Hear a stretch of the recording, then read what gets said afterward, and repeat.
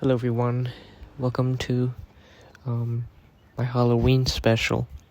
And today, instead of just recording some game or just playing something or maybe going outside and looking at the moon, I thought I would share with you all some scary stories that I would think up on the spot. So these are going to be my scary stories. Okay, starting off, first scary story. Let me paint a picture here. One day, I went to go to the restaurant with my family. It's a nice restaurant. It's like 4 to 5 stars on average. The customer service is wonderful. The people there, positive, nice. The food, it's absolutely elegant. It tastes great. And, me and my family, we frequent here all the time. It's called, restaurant.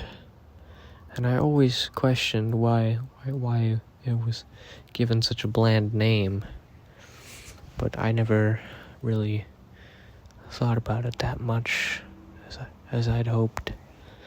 Anyway, we came one day for a routine night out.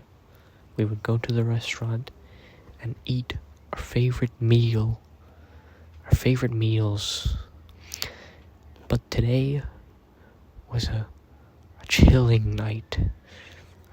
We had gone inside the building, the restaurant building that is, and to my horror, something was off immediately as I had walked in through the door.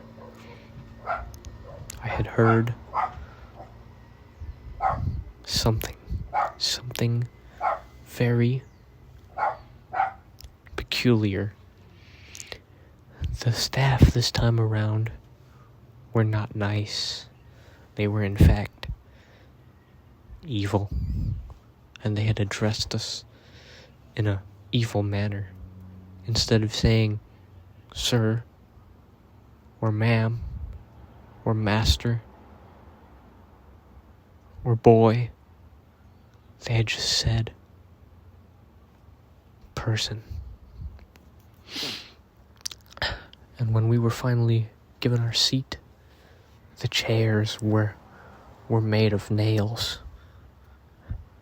Sitting on the chair with the nails impaling my behind, I had shrugged it off, of course, because I had just wanted to eat my meal, and my family had wanted the same.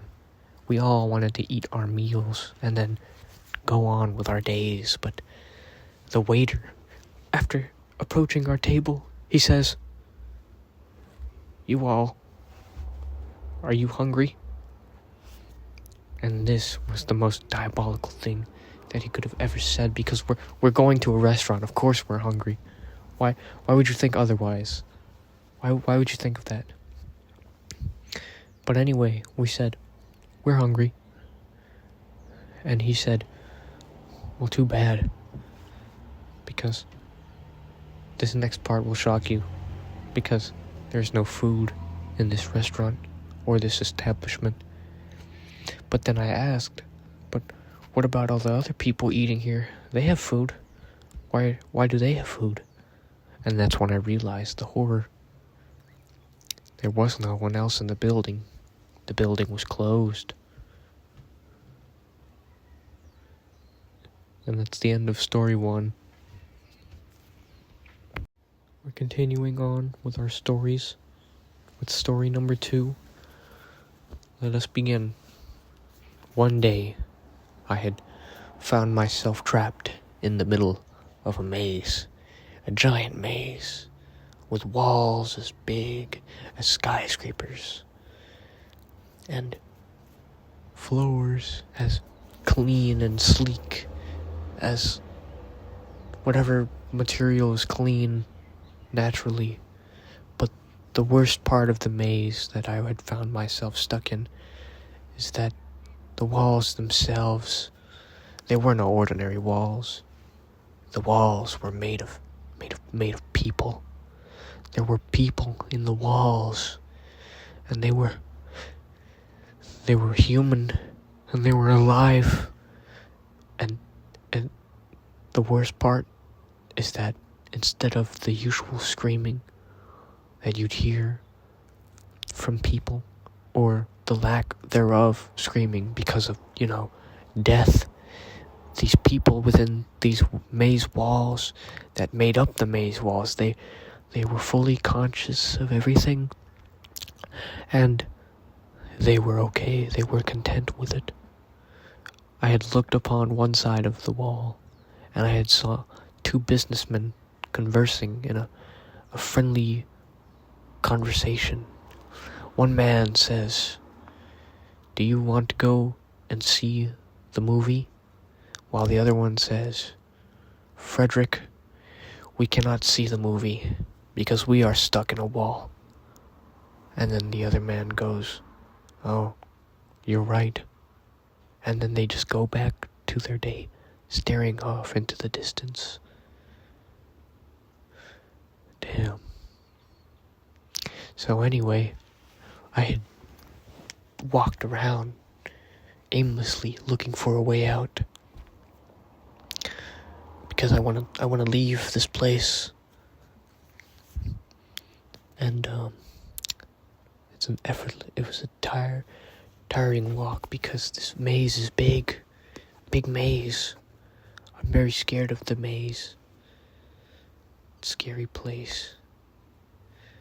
Anyway, I had walked around for days, I think, and months, and then I asked the people of the wall, "Hey, what day is it?" And they said, "Oh, it's just midnight." And I said, "That's impossible. It just looks like morning." And then the people in the wall said, "Yeah, we don't know what time it is. I don't have a watch on me." And I said, "All right, my apologies." And just as I had thought all hope has been lost, I had found what I thought would have been the exit. There was this big open corridor, and beyond it, there was no people walls. There was nothing. And I was so joyful, so joyous. I was so excited. And so I had walked towards the open exit. But then, to my horror, I had realized that this was not an open exit. This was a window. And on the other side was a man partaking in my favorite meal, grilled cheese. I stood there, pounding on the window. "Please, I want my grilled cheese." But the man on the other side, he simply just smiled, and he said, "Haha, you loser. You can't get this grilled cheese. You lose." And then I laid down there, and I starved to death. And for the last story of Halloween, I hit you with a small story, because it's Halloween.